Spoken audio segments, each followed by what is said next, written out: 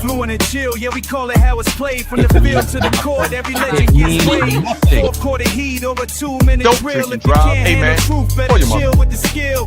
LeBron and MJ, we break that smoke. What the closest thing to perfection will that make you? Stats don't lie, we just let us build. This is Real Talk Sports, welcome to Fluent and Chill. Fluent and chill, yeah, we call it how it's played. From the field to the court, every legend gets weighed.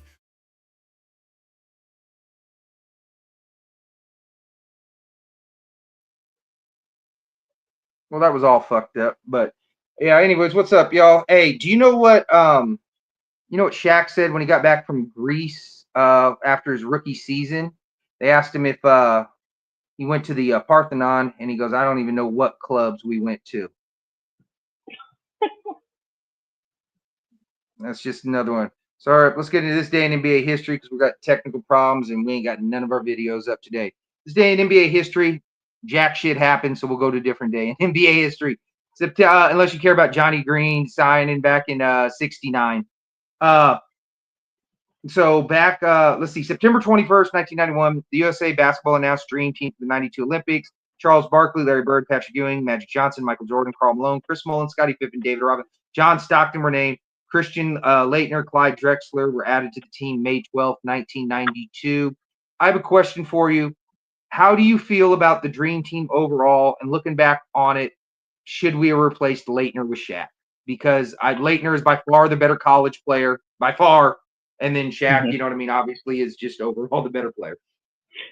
Yeah, so with the Laettner stuff, I think that Laettner probably should have been on the team because of how they did traditions. So I wasn't mad at that. The one person that I advocate to this day that should have been on the team and wasn't because of controversy was Isaiah Thomas. Chuck Daly being part of the team and the whole controversy about IT not being there, and they wanted Stockton to be able to run the offense because he's more of a pure point guard. He'll be able to facilitate. I don't give a shit. Isaiah Thomas was a better player, and he inherently also, in my opinion, was a greater player. It was just more of the controversy. So I believe that the people that were in the Dream Team all definitely deserve to be there as one of the greatest teams in Olympic history. And they're blowing teams out left and right, but the competition wasn't necessarily as great. But back to the point, Laettner deserved it. Stockton didn't. It was Isaiah Thomas.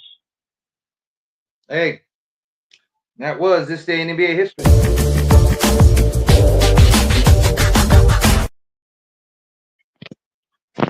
So, anyways, we got somebody on the guest, and we're going to bring him up right now. He wants to talk about how actually Kobe Bryant made Shaquille O'Neal a champion and not the other way around. So, let's bring Magic to the stage. Magic, what's up, bro? How's it going, fellas? How's it going? Going great, man. Going great. So, let's hear the story because we are definitely on the subject of the opposite. You know, that's more Shaq and Kobe. It seems like you're on the other opposite. So, can you tell us how Kobe made Shaq a champion? The writing's on the wall, right? Shaq had ample time in LA when Kobe was on the bench to win a championship and could not get it done. He was not only was he losing in the playoffs, but he was getting swept out of the playoffs. Had 2 All-Stars, had 60-win teams, but couldn't get it done. And even in the Portland series in 2000 against the Blazers, a lot of people don't realize that they were up 3-1. Lakers were up 3-1. Shaq choked in Game 6. Shaq choked in Game 7. That was MVP Shaq, and Kobe stepped up and carried him to the finals. So in that regards, the fact that Kobe was able to make 3 straight finals with and without Shaq proves that he was a common denominator in those championship runs. Jules, do you want to start this off before I jump in, or do you have any rebuttals to that? No, Tony, please go ahead.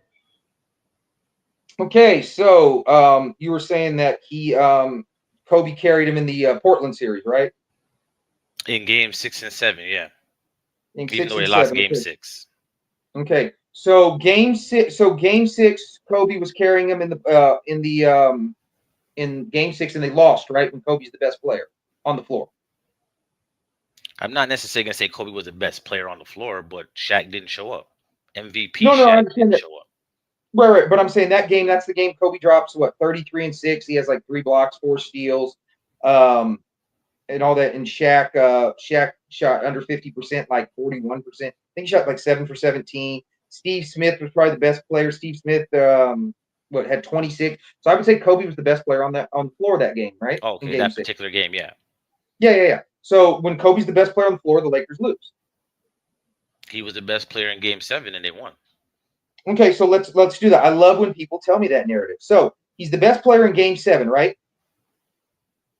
Correct. Cool. So for the first 3 quarters, he's clearly outplaying Shaq. Would you agree? Correct. And that leads him to down by 15, right? Correct. Okay, then Shaq outplays Kobe for 1 quarter, and they outscore the Blazers by a 21-point margin as soon as Shaq picks it up. So you just need 1 quarter of Shaq to outplay Kobe for them to have a 21-point difference. Kobe for 3 quarters leads you to a negative 21-point difference. I'm not understanding how that is. When Kobe's the best player overall in game 6 throughout the whole game, they lose. For the first 3 quarters, Kobe's the best player on the court. They're down by 15. I don't understand how he's carrying. Statistics is statistics. If you watch the game, you'll see that Kobe was putting in all the work. You got to ask. Right. How is it that Kobe as a guard out-rebound Shaq? How did he out-block Shaq? How did he outscore Shaq? What was Shaq doing the entire time? Right. I'm totally with that, okay? But when he was doing all that, they were down, right? The decisive thing that really helped the Lakers win was the 31-13 outscoring in the 4th quarter, right? Yeah. Okay, and then in the 4th quarter, how is Shaq shooting better from the line than Kobe? Kobe's shooting 50%, Shaq shooting 75%. How is Kobe shooting 42% and Shaq doesn't miss a single field goal? How does Kobe Bryant take 4 more shots to score the exact same amount of points as Shaq? That's basketball. The statistics No, right. So don't equate to how the game plays out, right? you just said the statistics are the statistics. The statistics are the statistics, but it doesn't equate to how the game is played out. Right. So what I'm saying is when Shaq had better statistics in 1 quarter, that's a plus 18 for the Lakers. Okay. Correct? Okay. And then when Kobe has the better stats for the first 3 quarters, that's a negative 13 for the Lakers, right? Okay. So I don't understand how Kobe's making Shaq a champion when every time Kobe outplays Shaq, it's leading to losses. For example, in the first round those games, when Kobe took over as the leading scorer in the Sacramento Kings in the games 3 and 4, they lose again. So why is it every time Kobe takes over, they're losing? How is Kobe dropping in the Western Conference Finals, only averaging 20 points a game from 23 in the regular season? You could argue the fact that Kobe has to take over because they're losing. No, every time Kobe takes over is when they're losing. Like when Shaq takes over the first 2 games in LA, they win. When they don't, when Shaq's like you said, not playing bad in games 5, 6, and 7, they're struggling to win. But when he's playing well in the first 4 games, they win. Then let's talk about making him a champion in the finals. If Kobe Bryant is 15 points on 36% shooting in the finals, how is that making Shaq a champ? Shaq is getting more rebounds in the finals than Kobe has points. Well, I'm not going to argue that Kobe made Shaq a champion in the finals, but to get to the finals, Kobe had to play at a certain level to get there. Because we can argue. Sorry? Well, I was going to say, and every time Kobe stepped up his game, the Lakers generally lost in that run. Again, that's apples to oranges. You could argue that Kobe had to step up because the Lakers are losing regardless. So just because his numbers look better while they're losing doesn't mean that it's Kobe's fault why they're losing. So, okay, so let me ask you this. Okay, so let's start off like this. So you say Kobe has to step up. Kobe has to step up because they're losing, right? Correct. Okay, cool. So when Kobe outplays Shaq in the first quarter, and that leads to them losing, they're not losing at 0-0, right? Correct. But Kobe in the first quarter in Game 7 of the Portland series takes 5 shots to Shaq 2. That leads to a -7. So why would Kobe have to step up at a 0-0 tie? I'm not saying at that point. Kobe steps up in the 4th. Kobe's there. Cool. He didn't step up in the 4th. He dropped in the 4th. Shaq stepped up in the 4th. Kobe turns into a 50% shooter in the 4th. from the free throw line. I understand. That's stepping up. Like I said, if you go for off of statistics without playing the actual footage of how the game played out, everything plays out in the game. It doesn't play out in numbers. If you take it and say, well, this number is this at this point in time, this is why this happened. That's not really how the basketball works. Basketball played on the floor. Well, let me ask you something. Okay, so when we determine, because you said by the numbers, right? When we determine the winners and losers, do we look at the scoreboard to tell us the winners and losers, or do we just look at what happened on the floor and don't keep count, and then afterwards we just say we look at the scoreboard. Right. So numbers tell us who wins and loses, right? The score tells us who wins or loses, but is that a number? And when this and that happens doesn't necessarily determine who's causing what to happen. Right. If my team is sorry, go ahead. I'm just saying, but the score, is that a number? Yes. Okay, so numbers tell us who wins and loses, because you said you can't always go by the numbers, right? But I can always go by the final score, which is a number. Correct. Okay, cool. So that's what I'm saying. So numbers do tell us who wins and loses. That's why we invest so much effort into keeping track of these numbers. Would you agree? Correct. I would agree with that. Okay, cool. Now continue with your point. So my point is just based off the fact that if you take in consideration those same numbers, let's look at when Kobe wasn't playing. Why was Shaq getting swept out of the playoffs? Well, when Kobe was playing, Shaq was getting swept out of the playoffs. When Kobe was on the bench, Shaq was no. swept out of the playoffs. In 1999, Kobe Bryant averages 38 minutes a game. He's All-NBA third team. Starts every single game. Right. And he got swept with Kobe starting, right? Correct.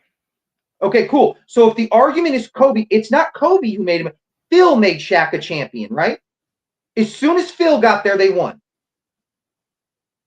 You can argue was the coaching as well. No, I can't, because if you say it's Kobe, did Kobe have a year starting before they won the title in 2000? Correct. They got swept, right? Correct. So it's not when Kobe starts starting they win a title. It's when Phil Jackson gets there they win immediately, right? Matter of fact, when Kobe loses Phil Jackson, he misses the playoffs. He goes back to the playoffs. Like, Kobe can't win without Phil Jackson, right? No, I don't agree with that. Cool. Let's look at it. 2012 without Phil Jackson, did he win? No. 2013 without Phil Jackson, did he win? Kobe got injured. Right. Do you think they were going to make an A-seed run to the title? I mean, they were struggling to get above 500. You don't know in that sense, right? Realistically, they would probably would have lost, but at the same time, it's not like they weren't making it to the playoffs. Kobe made sure they got to the playoffs. Cool. So we'll use 12 then. Okay, 2005, they don't have Phil Jackson. Does he win? They didn't really have Kobe either. Kobe was injured. Lamar was injured. The coach left because he was sick. So there was a lot of things going on. Does Phil Jackson make the team a better team? Of course he does. But to sit there and say that Kobe could never win without Phil Jackson, you can't say that somebody couldn't do something if you never give them the opportunity to do it. Wait, hold on. Did he have the opportunity in 2012? I guess so, after how many injuries? Okay, cool. 2005, when he was on the court, they were sub 500 with him on the court. Not only that, did you know against the Eastern Conference, they were sub 500 in 05 too? And really what showed is it was Rudy Tomjanovich that led them to more wins. Because when Rudy Tomjanovich was there, it was a positive. When Frank Hamblin took over, it was a negative. When Kobe was there, it was a negative. They were negative when Kobe was on the court. They had including against the Eastern Conference. So they didn't do it 05. 99, he didn't have any injuries by then. He had a prime Shaq then. Did they win then? No. Cool. So I can't say. Right. So he had multiple opportunities to do it without Phil, and he never did. So he could not do it without Phil. For example, did you know Kobe Bryant, after Shaq left, did you know he never won without home court advantage? A lot of players don't win without home court advantage. Cool. Can you name them? Did Dirk ever win without home court advantage? Yes, he did. He beat the 2011 Heat without home court advantage. Oh yes, the Heat did have that. I just meant throughout the playoffs. I know he was what, the third seed, tied with the No. I mean, Kobe never won a single round without home court advantage. Just one. Not win the title. Just one round. He never won a single round that he didn't have home court advantage after Shaq left. Did you know that? Yeah, which besides 05, 06, 07, when did Kobe have it? Kobe won when his team was number one in the West. So they were number one in the West in 08. He gave up the biggest comeback ever and lost by the biggest margin ever in a closeout game. And they were favored by the experts because Boston had struggled in the playoffs, and they ran through the West. So they were the number one seed in 08, didn't have home court advantage, lost. Losses happen. Right. But I'm just saying, Kobe Bryant can't win as the man without home court advantage. I guess so. But you can say that. Cool. When did Jordan win without home court advantage? I'm so glad you asked that. 1993 in the conference finals against the Knicks. 1993 NBA finals against the Suns. 1989 first round against the Cavs. 1995 against the Hornets in the first round. 1998 against the Jazz. Just to name a few off the top of my head. So that's multiple rounds, right? Okay. All the great players, other than Kobe, can win without home court, at least a round, except for Kobe for some reason. Okay, fair enough. Cool. Do you think Kobe Bryant in those years with Shaq when he was winning the title, do you think he was the fourth quarter closer? Yes, I do. Cool. Do you know in the 6 years, so I'm just counting the years Kobe made all NBA with Shaq, okay, not the bench years, only all NBA. Is that a fair comparison? Okay, go ahead. Cool. How much do you think in 6 postseasons Kobe Bryant outscored Shaq by? In those particular years? Yeah, in the fourth quarter in the playoffs, because he's the fourth quarter closer. Over 6 years, how many points do you think Kobe Bryant outscored Shaq by in the fourth quarter? How many points or how many times? Not how many times. Overall, if we added up all their points, who would have more points, do you think? I'd say Kobe by a small, maybe 5, 6 at most. 12 points. 12 points. Now, I don't understand how he's close. How many more shots in the fourth quarter do you think he took to score 12 more points? Probably say 20. 20. Cool. He took 121 more shots. Okay. For every 10 more shots he would take, he would score 1 more point than Shaq. Now, do you think we need to watch that play out, or we can just rely on the numbers to know that shit? Honestly, I prefer to watch the games than to rely on numbers. That's just me Right. personally. I got you. So if you were coaching a team and I said, hey, bro, we're going to put up 121 shots and we're going to get 12 points out of it, you'd be like, well, I'd have to watch the game to see how good we're playing. Or would you just know we're playing shitty at that point? I know that's not the game plan, but if that's what plays out, and if that's what it takes for us to win, and if that's just what so happens to happen, because you can't predict things, the numbers can't predict the games, right? That's what analytics has done to the league now. Analytics has made it so the league plays a certain type of way, and that's not real basketball, in my opinion.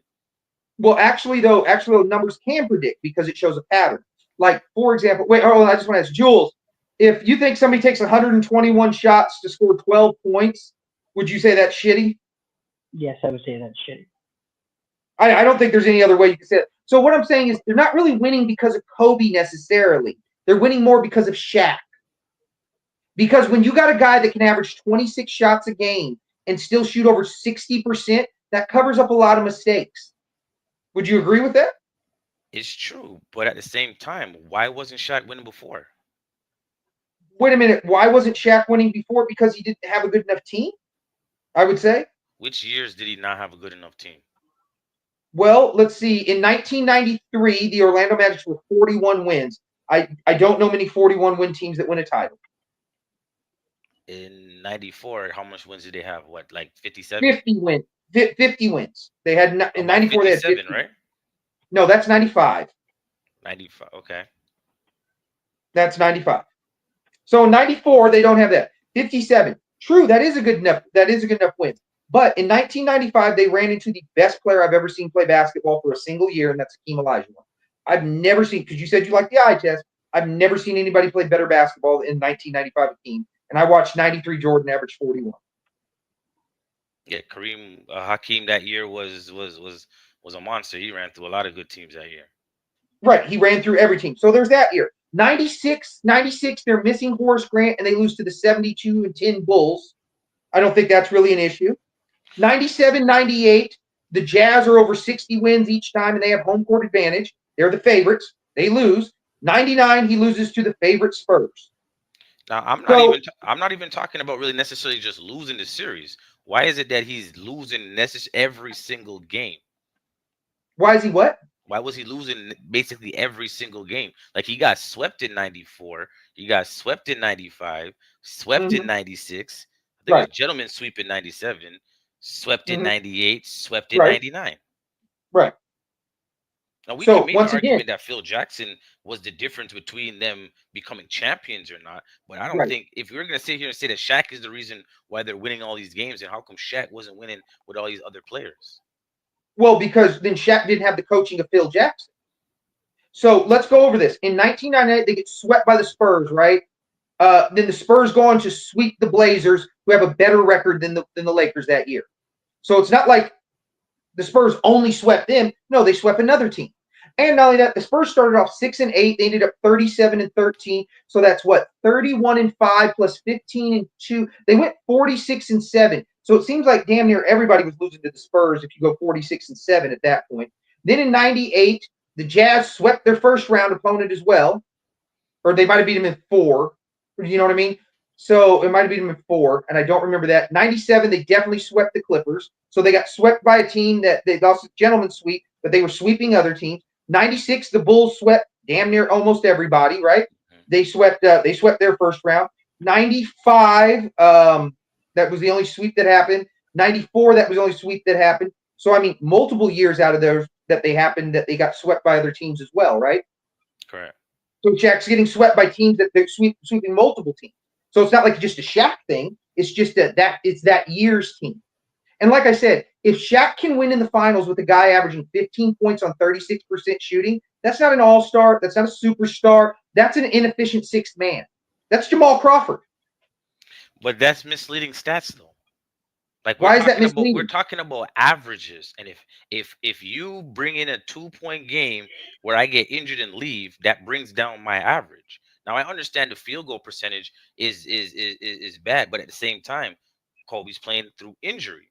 So you can't sit there and say, well, we're relying on this. Is why I don't rely heavily on stats, because stats don't tell you the intricate things that are happening outside of the numbers. Like if a player is playing through injuries, I can't knock him for a poor field goal percentage if he's playing through it.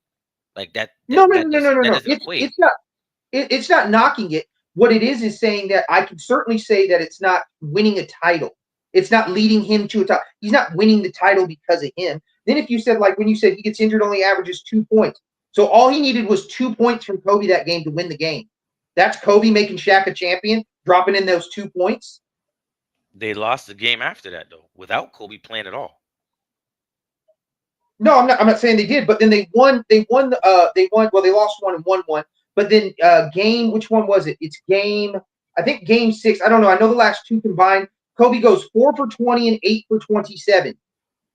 So if I can win with Kobe Bryant shooting 12 for 47, that's 25%. Kobe Bryant on one ankle is not Kobe Bryant. I didn't need much help, and I showed that with Kobe being injured. Injured one arm, like for example, the game 4 that everybody hypes Kobe Bryant. I think Shaq scores 16 in the 4th quarter. And then fouled out. Right, but without his 16, does Kobe even have the option? But if he doesn't foul out, doesn't at the end, like I said, I get where you're coming from. I'm not disagreeing with that. You're making absolutely perfect points. And I like that too. But the point is that when you're watching the film and you're watching the actual games and how it unfolds, they Yeah. needed Kobe to do what Kobe did in order No, for them to actually, win that particular game. Had they gone right. down 2-2 and let's say Kobe's injury carried on and he couldn't play, we could argue that they wouldn't have won the series. Well, I don't know. According to Derek Fisher, if they would have went down 2-2, they completely mailed in game 5. They won game 6. I don't see how that is because, like I said, they couldn't stop Shaq at that point. And Glenn Rice was playing better than Kobe. Not only that, everybody's scoring average that he guarded, Jackson, Miller, Rose, all those guys' scoring average went up because on one leg, his defense sucked. So the people he was guarding played better. His offense went down, and they still won. I don't understand how that's Kobe making Shaq a champion. I don't understand how when Kobe's leading them in the playoffs in 2000, they're losing those games. I don't get how one-legged micro-fractured knee Penny Hardaway goes from 16 a game in the second round, where Kobe's not injured, to 20 a game again with the Suns with Kobe guarding him.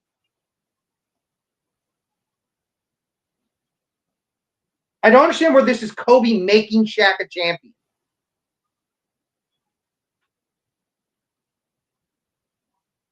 No, I get where you're coming from, but at the same time, like I said, if you watch how it all plays out, it plays out that way. Okay, so Shaq wasn't winning without Kobe.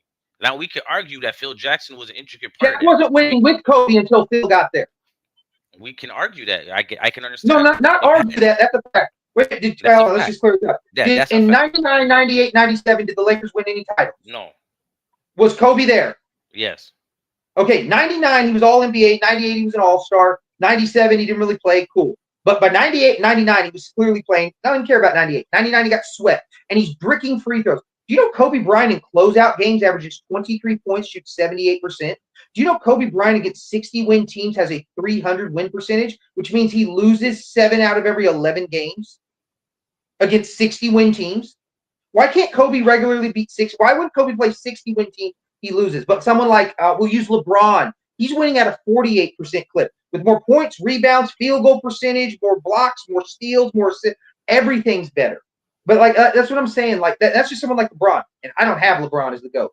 But I'm just saying, like, I don't understand where this is made. This dude can't win without the perfect circumstance. He only wins when he's the number 1 seed as the man. That's the only time he wins a title. He also only wins if Pau Gasol can outscore the other team's other leading scorer in the finals.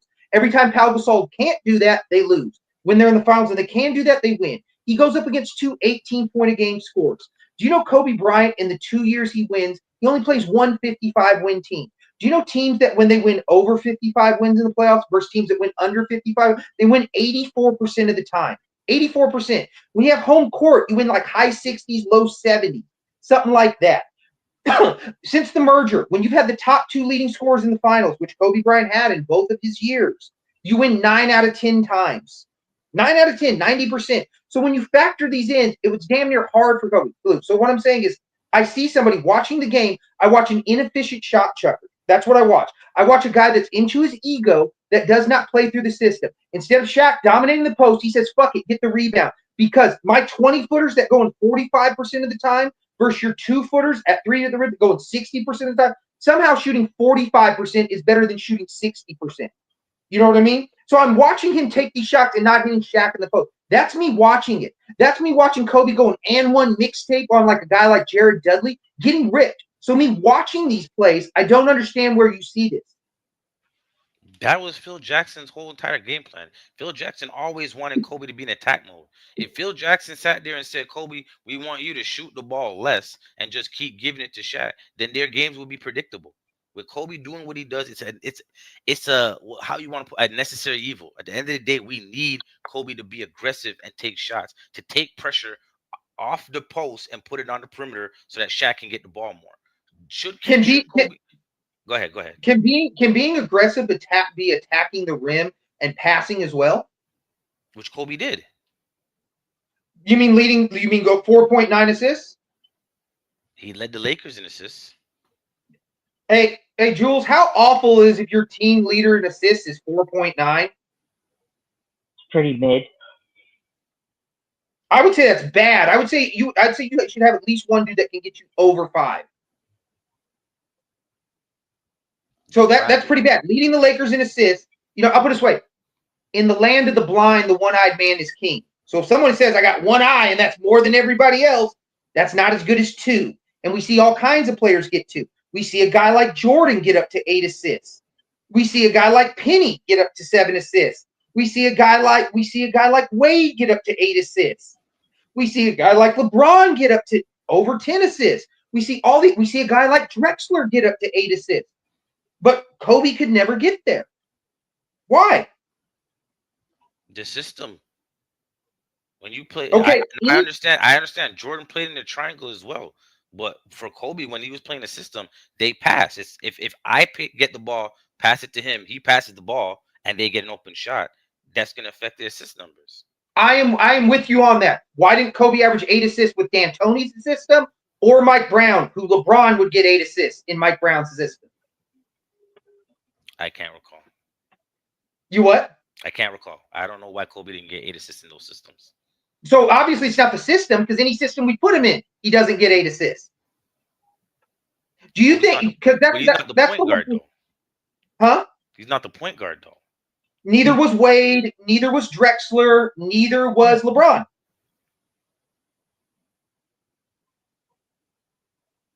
Okay. So I don't understand how Kobe made Shaq a champion.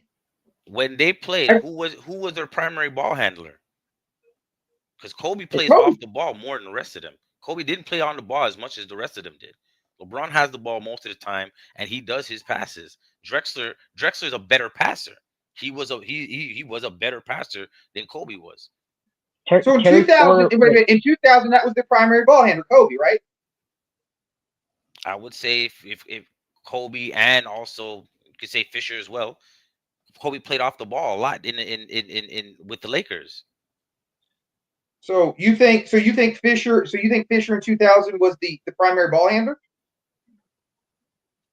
2000, no. Actually, you're wrong. I'm wrong. You're right. Kobe, right, because Ron Harper started then. Yeah. And were you thinking Ron Harper handled it more than Kobe? No. Okay. So that's what I'm saying. You're right in that year, yes. Right. So that's what I'm saying. So he's their primary ball. So he's their primary ball handler, and that's what I'm saying. And he still can't. Not only that, would you say throwing it someone like Shaq could get you a lot of assists? Correct. And that's my point. I don't understand how he made it. You know what I mean? Him a champion. He played on the team when he did it. He was the second best player on the team. He was all NBA third team. He was a top 15 guy.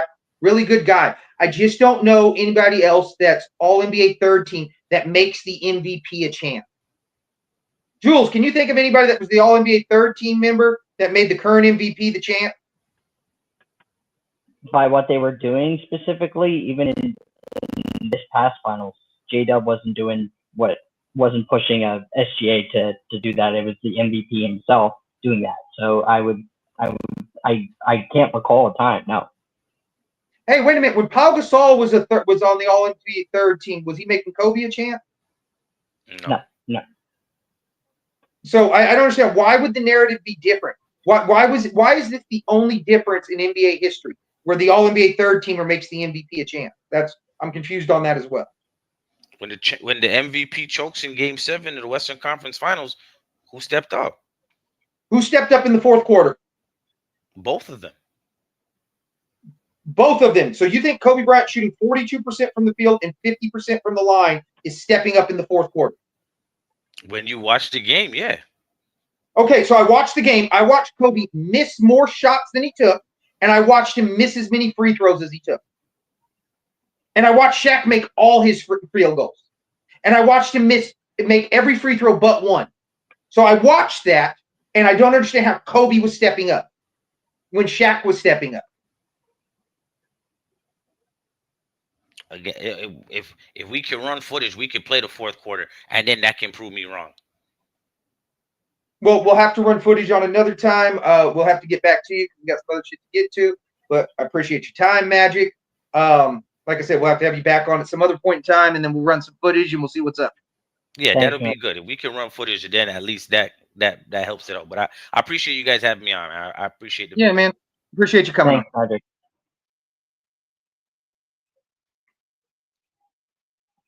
So, Jules, you didn't really say much. You want to add anything to the conversation? I know that that's your favorite conversation when we were screening, so I kind of let you do your thing. I am kind of exhausted with that conversation, but I know you never get enough of it, so I kind of let you take your stance on that. It's not that I never get exhausted from it. It's that I think I think when you think that Kobe carried Shaq or made Shaq or they were equal or whatever, you know what I mean? It just brings down the collective IQ of the NBA fan knowledge.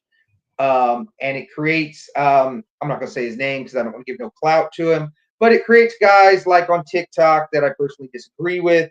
And and then people follow them. And then they spew this knowledge too, and then they think it, and then they get indoctrinated, and then they truly believe it, and then they're too rigid and too deep into their stance to ever change their minds. And then, yeah, so that is why I do it. So I don't. It's not that I necessarily love it. It's once we quit saying something that's not true, then we can get off it.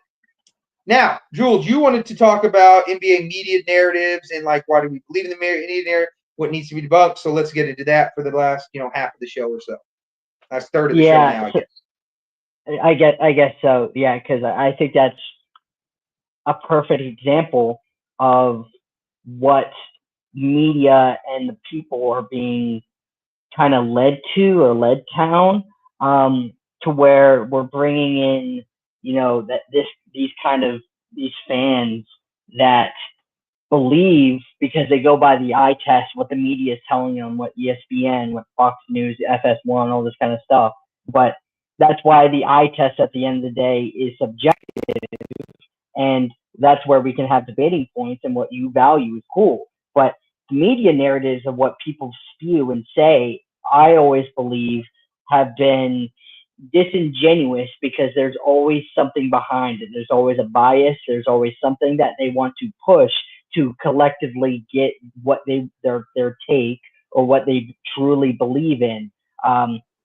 Dating back to even, we talked about it before, 1981, the NBA MVP and Dr. J. We both said probably shouldn't have been the MVP. It was probably either Kareem or Moses, and I hardly agree with that. But because the narrative, the media narrative, is he's the best guy from the ABA who still hasn't won a MVP yet, so let's just anoint it to him because he's the guy. Hey, we just brought this up. Would you say 08's the same thing? 08 is the exact same thing. I truly believe that Chris Paul probably should have got that over Kobe. No disrespect to Kobe Bryant again, but when in terms of valuability and stuff like that, of course you're going to give it to a bigger market, a bigger name, sells more tickets, sells more jerseys, all this kind of stuff, compared to a guy who's then leading a 50-plus win team to a basically relevancy for the first time in God knows how long in a Chris Paul, elevating his guys to absurd heights. Byron Scott is basically in this media narratives of being a bad coach because what he did with the Nets and nobody likes him and all this kind of stuff. So this is why media narratives need to be kind of, I guess, thrown out, and more we as people, you and I, need to evaluate what we truly believe. So when you spew out those stats, those are absolutely right, but we can also go by what we are seeing in the film and saying, why is Kobe going 4 of 20 and that kind of shit. Do you think, because we hear, obviously now we're in the media, however small we are, do you think we're pushing narratives? I definitely no. There's again, what I say about the media bias is that we all have subjectivity when it comes to our takes, our opinions, because our evaluations, our criteria are completely different from each other. So that's why everything is subjective. But I think it becomes disingenuous when we as people are looking at the major publications and using that as kind of our streamline into, okay, that is what, that they're right, when you're not being able to question what they are saying or doing. And it becomes this kind of nasty discussion of, are they truly right, or is your opinion right? So, well, that's like me. The what I try to put what factually happens, and my biggest thing is, like I said, I try to, when I'm ranking players, because I know everybody's obsessed with the ranking of players or teams or whatever. I just try to go with the goal of the game, winning, and I try to build myself around that criteria of winning. And so I guess if I'm pushing a narrative, I'm pushing, hey, what player is going to lead you to more wins? That's what makes him better. I don't care if he doesn't have a bag. I don't care if he can't shoot threes. I don't care if whatever it is, as long as his play is leading to wins, that's all I care about. By the stats, you would probably say, Trae Young is better than, Jason Kidd. I would never pick Trae Young over Jason Kidd. Right. Maybe if I need a last second shot, sure. But other than that, if I need someone to drop me 50 tonight for some reason, cool, whatever. But yeah, I'm trying to push the narrative of winning because that's the goal of the game. And that's the essence of the game. Not what I think is best, not what I think is, because like I said, if I went off the eye test, like I said, the peak of Hakeem, I would argue he's the GOAT all day long. And as high as I can get as Hakeem is 10th. And, I have a very special affinity for Hakeem because, like I said, it's just the best I've ever seen someone play basketball. So with that being said, let's go into like the bigger awards, like especially like the old ones where we can do the comparison. Like one of my favorite ones is so the MVP. So in 1973, the MVP of the league was Dave Cowens for the Celtics. They won 68 games. Lost to the Knicks. Your boy Walt Frazier showed up for him and all that. Yes, okay, so the players voted for Cowens as the MVP. The media voted for Havlicek as the MVP. Who do you think got it right then? And I think that's you want to know their interesting. numbers?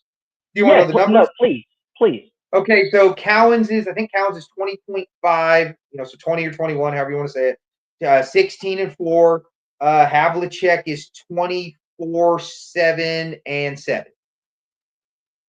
So that would go with what you value. Either somebody who can give you a little bit of everything, because I do think that please correct me. He's making all defensive teams by then, John Havlicek. He's arguably, you could, if you want to say 19, you could argue he's the best perimeter defender in the league. So like, it's not a crazy take.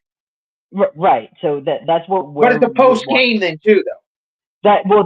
That's what I was going to say. Is what either an all around kind of player in Hondo, or a guy who's also basically they're running their offense through and giving you said 16 rebounds, so 9 more possessions than somebody else like that. So because I know how your mind works, so it's like I would say I would still agree with Cowens, but I don't think the media is necessarily wrong with because of how they are evaluating it. And again, that's where I can question to where it's like, okay, I can agree to what the media says, but if this is what I love, is because the people in day and age now are just like, I don't care what the media says. Well, the players were voting about these guys back in the day, so you don't want to question players, but the players were voting Cowens as the most valuable player. They play the game, they play against them, so wouldn't you value that? Well, no, I don't. So what's the? How do we divert this, Tony? In your opinion, how can we correctly maneuver through these media awards, players' opinions, media opinions to create the basketball narrative of how we can kind of consume and evaluate players? Well, so I will say this. Well, first off, we have to establish this is the fact that when they say, "Oh, I don't care about the media's opinion, I care about players or whatever," people don't care about anybody's opinion unless it aligns with theirs. So we'll start off there. If every player, like we just had the Kobe guy, Magic and stuff. If every single player in the NBA said Kobe sucked, and then all the media said they would great, they value the media because that's what goes on and all, what I mean, and all that. So I think, to be honest with you, I think when looking at it objectively from afar, I think over the people that have votes, I think overall they have a better take than the players. Because, in my lifetime, I've never really had a bad MVP. One of the most egregious MVPs to me ever was Embiid over Jokic in 23. And Embiid was awesome. You know what I mean? Like, it's not the worst thing. Mm-hmm. Embiid, clearly an MVP level talent player. I don't have a problem with Embiid over that. But that's what I'm saying, if that's the word. But then when I hear people saying, like, Kobe Bryant's the GOAT, you know what I mean? Or I'd take Kobe over MJ. Like, I hear players say that. I don't really hear too many legit media say that. So that's where I hear it. Like someone like Matt Barnes. I think you take him more as a player's take than a media take, even though he's in the media now. He's like, I got Kobe as 2, second greatest player of all time. Well, Kobe Bryant paid all of Matt Barnes' fines when they were together. So Kobe Bryant was a great fucking teammate to Matt Barnes. I would see an affinity and a bias towards Kobe. And shit, if that motherfucker had like paid hundreds of thousands of dollars for me, I'd say whatever you want me to say. Agreed. Now I'm not saying that's the reason why Matt Barnes does it, but I'm saying without a doubt, especially if you start learning into like theta and brain waves and stuff like that, that undoubtedly affects his subconscious. Undoubtedly, you have an affinity for this man. And like Matt Barnes even said, like I saw him getting more shit with the Clippers, like even once said, I'm gonna stop protecting y'all because he's costing me too much money. And he's like, Kobe's the only one that ever paid my fines. Yep. So that's what I'm saying. One of the many reasons I love Kobe. You know what I mean? Just another story why I like Kobe. I'm just not gonna lie about Kobe. Yeah. You know what I mean? Kobe's great. Yeah. You know what I mean? He just didn't carry Shaq. He didn't make Shaq a champion. He didn't, I'll put it this way. And here's what I was going to say, and I forgot to say this. If the eye test is true, like you're saying, there will be a number to back it up. There's too many numbers for it not to be backed up. And that's what I'm saying. And there's no numbers to back it up. Like Hakeem. I think Hakeem's a top 10 player. Well, he's the only guy, he's the all-time leader in blocks. You know what I mean? Only guy to beat 455 win teams in a single. I have numbers that will back up my eye test when I say this. Right. And that's what I'm saying. There's no number that backs this up. So do you think the media, where do you think the perfect blend is? And I guess this goes in media players between eye test and numbers. Because I think they should complement each other. That's what a lot of people don't understand. I'm all for the eye test. The numbers should back it up. If the numbers are not backing up your eye test, there's something fucking wrong. Yes. So, like three quick things. So, absolutely, I think stats and eye tests need to collectively come together as almost like a book of how to tell somebody's story. Because if the stats are showing this and the eye test is showing another, obviously that's not a cohesive book. For example, if Magic, just saying because he was just on here, his eye test would show him that he's, helping, or the reason why Shaq is winning those championships. Cool. Then that eye test would then show you in 04, he doesn't shoot sub 40% for a final series because the eye test wouldn't show you Kobe Bryant ever doing that in his career. He does that. Also, the eye test would show you that he doesn't blow a 3-1 lead being not the favorite team. The eye test would show you that he has that Mamba mentality and being able to close that series out. So that's why eye test in amongst itself is flawed. Two, where I disagree with the media, but one thing that I do flow with, I do value all NBAs because I do believe they tell a story of where people's kind of careers are basically going through during their duration of career. Because if you're basically within the conversation of all NBA teams for, let's just say, 7 years, collectively, and for the most part, the media and the players, even though they're not voting for it, people think you're at minimum top 3 in your position and probably a top 20 player in the NBA. Also, same thing with somewhat of the defensive teams, but putting into context of that, that's where our stats and eye test can come together talking about Kobe Bryant again, because I believe really past 05, he doesn't deserve those all-NBA defensive first teams because of how much the offensive load he's asking for the Lakers. I think somebody like a Dwayne Wade is deserving of those all-defensive teams because that offensive load isn't as high. More normally, those stats, when you go up, as your offensive numbers go up, your defensive numbers go down because of how much effort you're going on one side of the ball. So Kobe getting those all defensive first teams. Hey, real quick, I just want to add this. I just want to add this on. Every year Chris Paul was in the league with Kobe Bryant, he was a better defender. I don't disagree with that. I think he was too. But just like specifically, I get at the shooting guard position, quote unquote.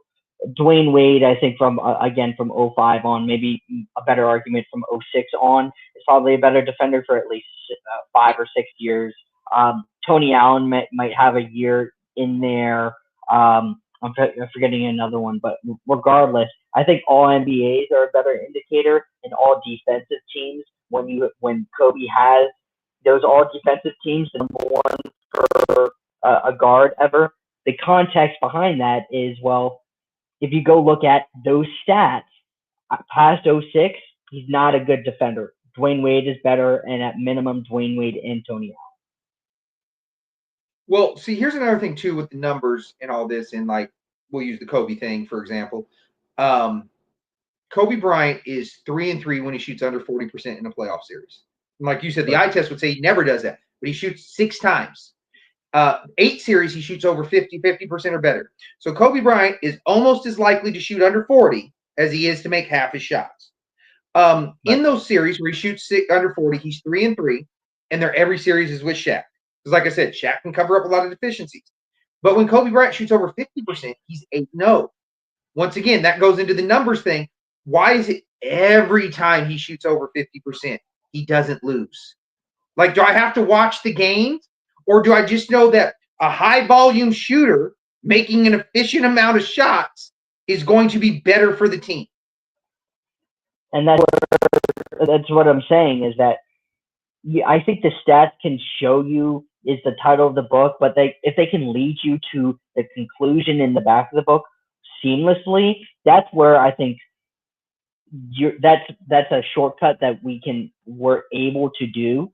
But moreover, the more responsible thing, and I advocate for this on my TikTok, my community as well, is we have the stats, we understand them, we go and watch it, and we put everything together, because then we know the story of what is happening. We listen to the announcers, what the narratives during the time. We read articles and all this kind of stuff. So you don't have to trust everything, but everybody values the eye test. So why does the eye test, defer to what the stats are showing? That's why eye test solely amongst itself is the worst thing, and why the media really just uses it's their eye test to push these narratives. Well, I think with fandom, and maybe the media too, I think the problem with eye test is it's too much of a person's ego, because it's what they're saying they're about, and they're trying to tell you what they see. That's the key to winning or being the best or this, that, and the other, and that's the problem that I have the eye test, because it's not even truly an eye test. It's an ego. You know what I mean? Because like a scout, I like a scout's eye test because their job is predicated on being right. You know what I mean? They're not trying. They validate their ego on like what's right, not what they think is right. So I think that is.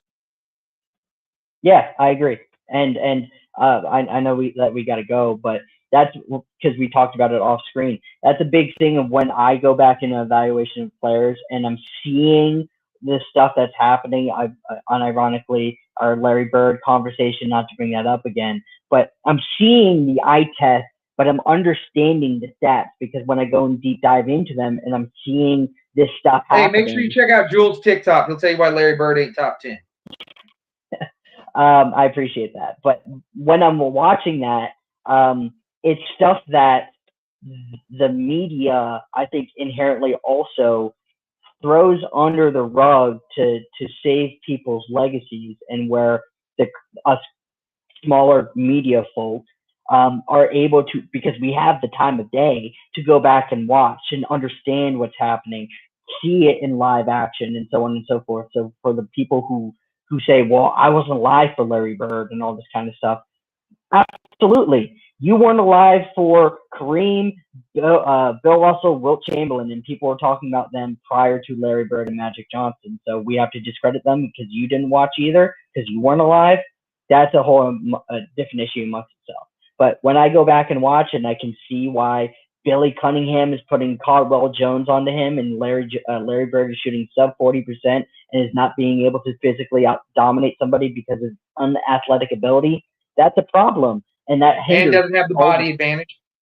And the body advantage and it's literally in year one. And as soon as he finds athletic forwards for a 12-year postseason career, damn near, every time it's a physical defense. You see a drop. It is a pattern. So when you understand and see patterns, you see the stats show that, you go back and you use your eye test. And now we're putting our stats and eye test together. You're making a book. Well, there we go. Jules said it very well. That's the end of our show. Please check us out next week. You got to remember to bless the ones who broke you, because they're the ones who built you. I just wanted to shout out happy birthday to my mother. She would have been 68 today, but she didn't make it. So with that being said, make sure y'all check us out. For Jules, I'm Tony. Stay up, y'all.